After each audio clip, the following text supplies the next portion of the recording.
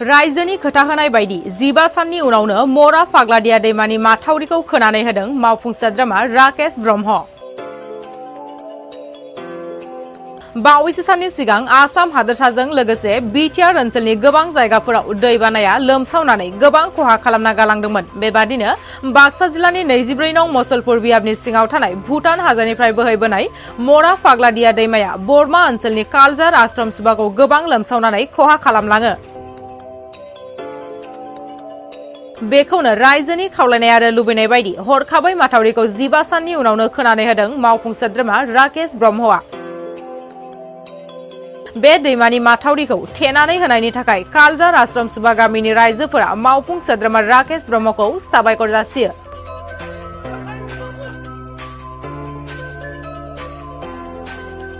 আজি আমাৰ ৰাইজৰ কাৰণে খুব ভাল আমি পজিটিভ দিশত আগবাঢ়ি আছোঁ যে আমাৰ এই বিটিআৰৰে আমাৰ এজন ইএম 24 নং মছলা সমষ্টিৰ আমাৰ ৰাকেশ ব্ৰহ্ম ছাৰৰ নেতৃত্বত আজি যে আসাম সুবাত যোৱা বানপানীত এৰে মানুহ থাকিবৰ কোনো পৰিৱেশ নাছিলে, খুব দুৰ্ভোগত ভুগিছে।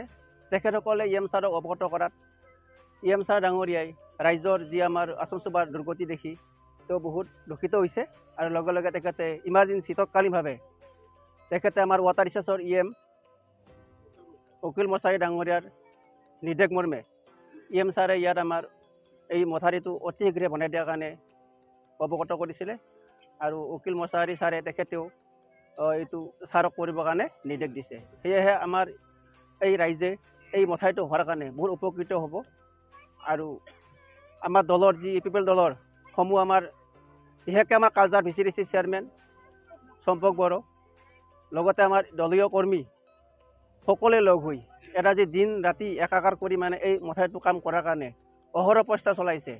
সেই প্ৰচেষ্টাক আমি দলৰ হিচাপেও মই ক'লোঁ, লগতে ৰাইজ হিচাপে মই জনাইছোঁ এই কামটো খুব ৰাইজৰ কাৰণে এটা উপকৃত কাম। আগন্তুক এনেকৈ প্ৰত্যেক এৰিয়াত য'ত বানপানী হৈছে তাতে প্ৰত্যেক জেগাতে এনেকৈ আমাৰ অন্য কামবিলাক আগবাঢ়ি যায়, যাতে আমাৰ বিটিআৰৰ লগতে মছলা সমষ্টিৰ কোনো ৰাইজে দুৰ্ভোগত নভগে। এই তৎকালীনভাৱে চব এৰিয়াতে কামটো হয়। তাকে মই আজি আমাৰ ইএম ডাঙৰীয়াক ধন্যবাদ জনাইছোঁ ৰাকেশ ব্ৰহ্ম ছাৰক। তেওঁ এটা উদাহৰণ জনাইছে যে এনেকৈ মানুহ কাম কৰিব লাগে, ৰাইজৰ উপকৃত হ'ব লাগে।